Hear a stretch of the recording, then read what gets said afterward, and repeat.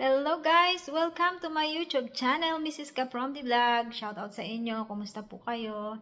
Ngayon ay gagawa po ako ng aking breakfast and lunch. Yung pizza po na lulutuin lang po sa kawali.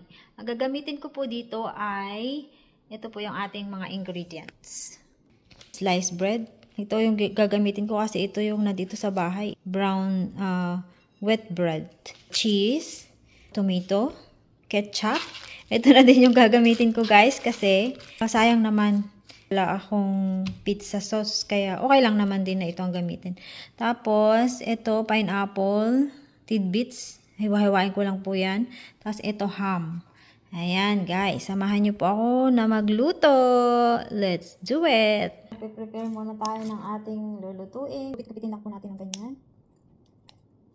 Ayan. Ayan. Tapos lahat po ito ay gupit-gupitin.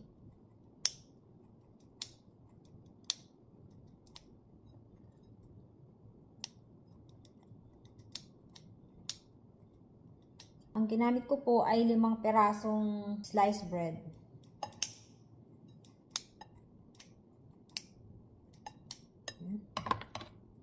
Hindi natin pa cubes.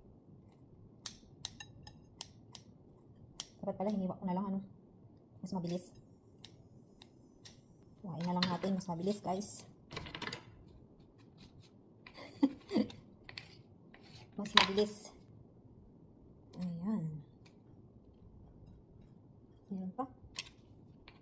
Para mabilis kasi gutom na.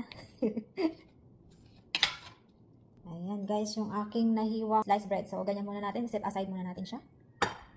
Tapos iwain naman natin itong pineapple para maikalat.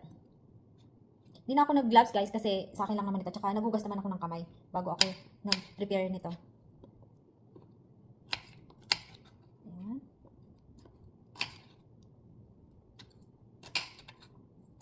Okay. Ang susunod natin hiwain ay itong ham. Smoked ham po yung aking gagamitin kasi yun po yung nandito sa bahay. Yun yung available kaya. Tsaka para maubos na din. Kasi malapit na siyang mag-expired. Tapos hiwain lang din natin siya ng pa-cubes. Prito ko muna ito para siya maging crunchy-crunchy ng konti. Ayan, set aside muna natin. Lagay muna natin siya sa plate. Alright. And then, tomato. Tanggalin ko yung buto kasi magtutubig siya. Kaya, kailangan tanggalin yung buto. Ayan. Tanggalin natin ang buto.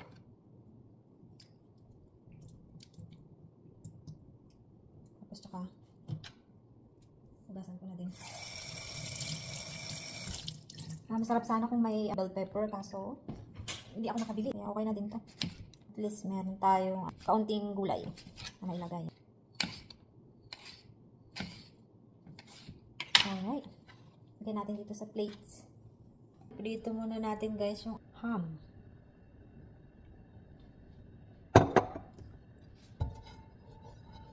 Para mag-crispy-crispy naman.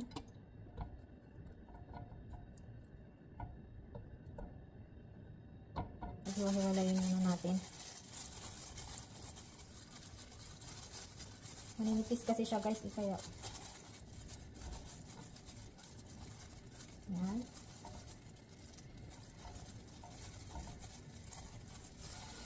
Ayan guys, medyo nag-brown-brown na siya. Okay na to. Lagay muna natin ulit siya sa plate. Ayan. Okay.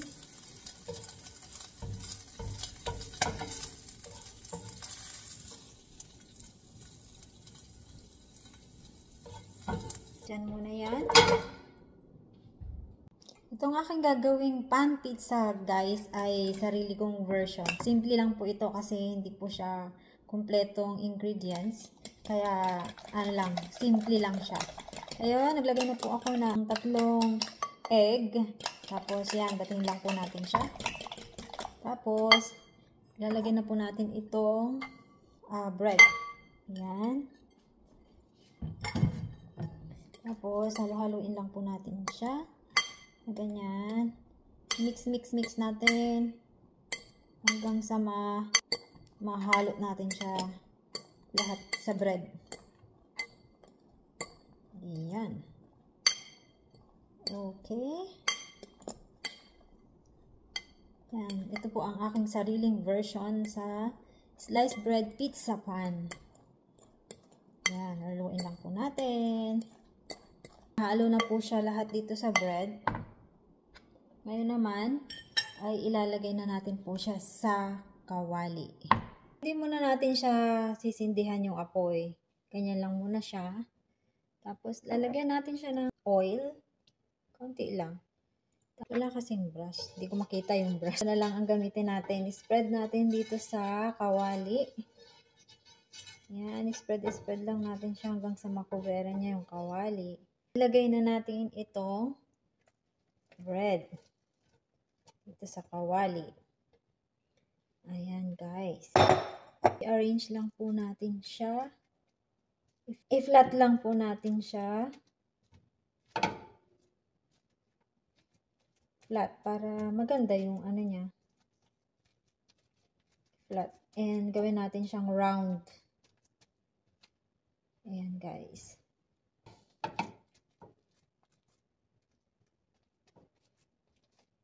Okay.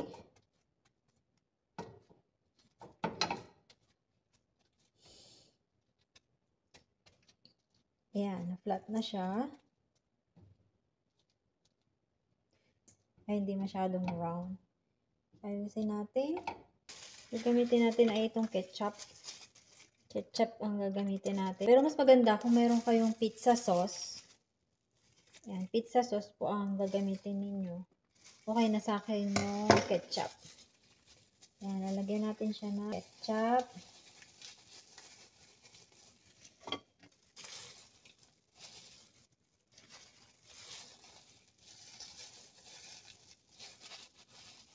Ayan. Mamaya, i-spread natin. Okay.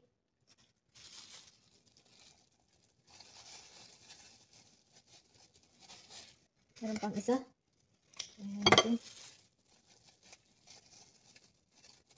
Okay. Ayan, ikalat. Kalat natin. Ayan na yan.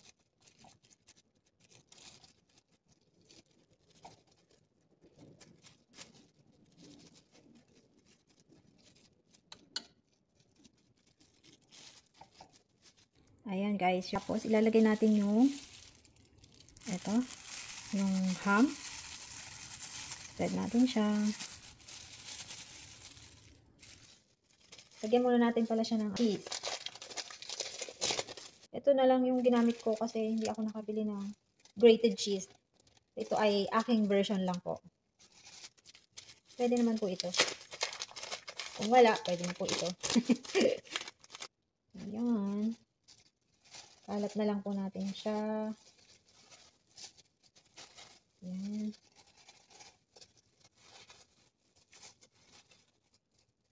Ayan guys, nilagyan ko po siya ng cheese. Ayan, pero mas maganda sana kung grated cheese po ang inyong gagamitin. Pero, so walang grated cheese, ito na lang po yung ginamit ko, yung slice na cheese. Ayan, and then, ilalagay po natin yung ham.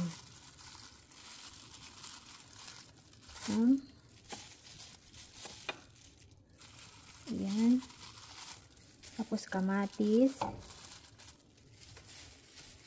Yung kamatis malalaki ang hiwa. Mas maganda sana kung mayroong bell pepper. Yan, sa susunod gagawa po ulit tayo ng ganito. Yung grated cheese po ang ating gagamitin para masarap. Tapos kukumpletuhin natin. Meron siyang dapat bell pepper. Ayan. Lagyan natin, may natira pang karne. Okay. Ito. Ilagay na natin yung pineapple tidbits. Ayan. Kalat na lang po natin guys.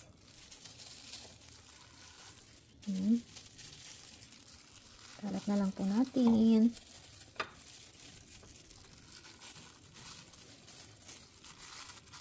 Alright. So, ayan na po yung ating pizza. Lulutuin na po natin siya sa medium heat lang po para hindi siya masunog. Tapos tatakpan natin siya. Yan. Buksan na natin ang apoy. Medium heat lang. Ganyan lang siya guys. Para dahan-dahan siyang maluto. Guys, nag-add ako ng cheese sa ibabaw. Ayan. Ayan. Lulutuin na po natin siya. Tansyahin nyo na lang po kung ilang minuto or ano hanggang sa maluto siya. Ayan. Tinakpan ko na po para maluto. Wait na lang po natin siguro mga 10 minutes. Check natin ulit. Ayan guys, malapit na siyang maluto. Naamoy ko na siya. Ang bango. Okay na ito. Luto na siya. Off na natin yung apoy. Ayan. Kunin na natin. Ayan, na-melt na yung ano guys. Oh. Na-melt na yung... Ita-transfer na natin siya sa plate. Ayan, ita-transfer na po natin siya dito. Ayan. Luto na ang ating pizza. Ay, mabigat. Ayan guys. Oh. Yan na ang aking pizza. Ang bango guys. Tikman natin. Ayan, nag-melt na yung ano, yung kanyang cheese. Melt. Wala guys, wala tayong pang ano ng pizza kaya ito na lang. Ayan.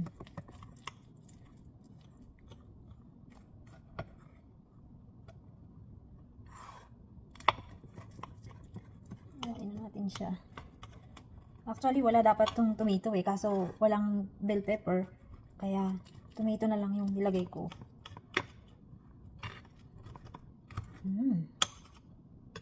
Try natin guys.